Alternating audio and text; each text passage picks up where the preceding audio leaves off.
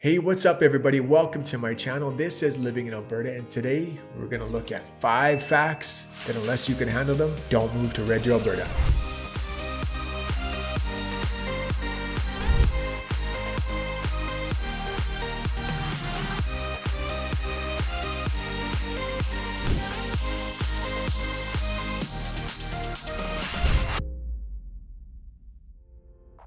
Hey everyone, welcome to my channel. Every week we put out videos on what it's like to move to or live in Alberta.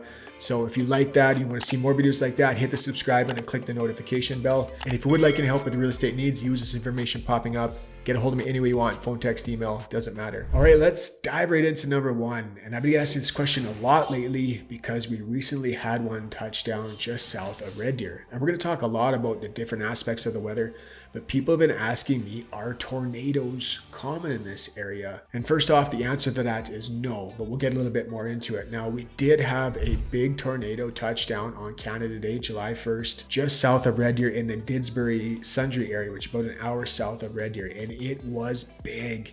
It was significant. I was reading online that it was considered one of the largest recorded tornadoes in Canadian history. It actually did some damage. It took out a few houses. It went for like 15 kilometers and it was a big one. That's very scary stuff. So I see why people would be calling in and asking that question. Now, I've lived in Alberta my entire life. I have never in my life experienced a tornado, nor have I ever seen one. Now, going by memory, I can only think of 2 significant tornadoes that have ever touched down in Alberta. One is the most recent one that touched down on Canada, the one that we just talked about. And in 1984, there was a very big one that killed 27 people that actually touched down in Edmonton. It was pitch black, street lights were on. You think it was nighttime. It's like a bomb exploded in there or something. It was the whole area. It's amazing the force that nature applied that day. So are they common? Absolutely not. Can they happen? Obviously, yes, they can. But it's not something that I would put too much thought towards because they are super, super uncommon and it is very rare. But that leads me into my next point about Alberta is the weather here is super bipolar. We'll talk about the winter in a second, but even in the summertime, we get some crazy, crazy storms here. I've been helping some clients with BC and they can't believe the amount of storms and the crazy weather changes that we can experience here from hour to hour. Is the weather always like this? Yeah, this place is crazy. But with these crazy storms, you can get hail. This area of Alberta from Lacombe down to High River is known as Hailstorm Alley, and it gets the most hail in the entire world, which is a crazy statistic. Holy hailstorm. You knew this was gonna happen. Now, I would say 90% of the time, the hail is pretty insignificant. It doesn't do any damage. It's not a big deal. It's over pretty quick, but every once in a while, you're gonna get a big stinker of a hailstorm where you get some golf ball sized hail. You can get some damage done to your vehicle if it's not in a garage. So that's why it is, obviously a plus to be able to have a garage to put your vehicle in if this storm is coming in. Now, that being said, I've always left my vehicle outside, even when I had a garage. And only one time in my entire life of owning a vehicle have I had hail damage. Last year, our house got rocked pretty good. It is the first time in my life where I had to put in a claim. We had to get our shingles redone, downspouts, gutters. We had to get our garage doors redone. It was some nasty hail, but for the most part, the hail is pretty insignificant and it's usually not a big deal. But like I said, every now and then we can get a big one and it can cause some damage. Now let's talk about good old man winter here in Red Deer. Now, central Alberta, we're kind of in that zone where we're not really getting the benefits of the Chinooks, or we're not really getting the benefits that southern Alberta is going to get when it comes to a little bit warmer weather here. Winter sets in about right around Halloween, beginning of November, and it lasts for a solid 5 months. Now, I had a fellow email me the other day and he said, what do you guys do when it's minus 40? And the answer to that is nothing. You don't do anything. Now, things don't shut down here in Alberta. We're very used to these kinds of temperatures. We're used to winter driving. So everyone still goes to work. The buses, they do shut down at certain temperatures. So I think it's like minus 30. I think the buses will shut down. So the schools will be closed, but everyone still goes to work. But once you are done work, unless you're one of those crazy people who's got the right clothing and you like walking out in this crazy weather because you're a little bit loco. What's this? Is this your cold weather gear? I don't even feel cold anymore. I don't feel anything. Nobody does anything. You just wait for that cold snap to pass. And once that passes and it's back to normal winter temperatures, you get back on with your life. Now, I really enjoy winter up until about New Year's. So Christmas is awesome. It's festive. There's people out doing stuff. There's lots of activities. Then we have New Year's, which obviously is fun for a lot of people. But after that, people are starting to really get sick of the winter time. January and February tend to be our coldest months, but you're really just tired of winter and you want it to be over with. So yes, winter is longer here. You get a solid 5 months. We have our cold snap, so it's definitely something to consider. Depending on where you're moving from, there's been a ton of people move here from Ontario and British Columbia lately. And one thing that seems to be a consistent theme, I ask them about the weather all the time and what the difference is. They actually say, and I've never been to either of these provinces for the winter, but they say it's actually more manageable here in Alberta because it's a drier climate. They said that humidity out in British Columbia and Ontario, it just chills you to the bone. So the same temperature here in Alberta, say minus 25, if you have a minus 25 in Ontario, it just feels colder there. I can't stand it. I'm freezing to death. Now, these aren't my words. Obviously, I told you I've never been there before, but this is what I hear time and time again from people moving here from those other provinces.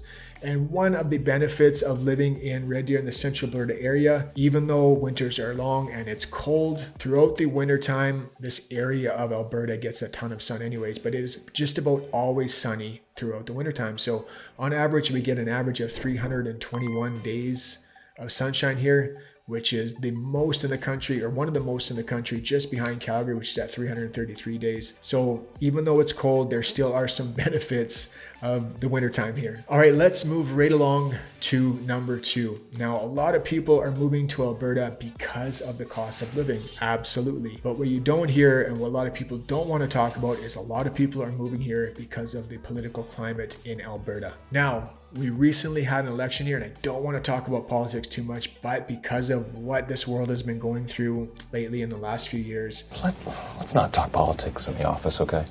It is a super hot topic and it is super important to people. So we had an election recently in Alberta and the whole country was watching, and they wanted to see if Alberta was going to stick to its conservative roots. And me personally, I'm stoked to say that we elected our conservative premier, Danielle Smith, and we have a conservative government for another 4 years. Now, I bring this up about Red Deer because Red Deer is, even though it's a mid-sized city, it's considered rural Alberta, and rural Alberta is definitely going to be more conservative than the bigger cities like Edmonton and Calgary. So something you might want to consider. And if that's not something that aligns with you, maybe you don't want to move to Red Deer. And because Red Deer is rural Alberta, it is much more blue collar. It's very blue collar here. So our major industries are healthcare, we have agriculture, we have constructions and renovations, retail. So very blue collar here. If you are moving to the Red Deer area and you're looking for jobs in the tech sector and the IT sector, it might have a little bit harder of a time. Now, obviously there are those kinds of jobs here. I don't want to say that there isn't.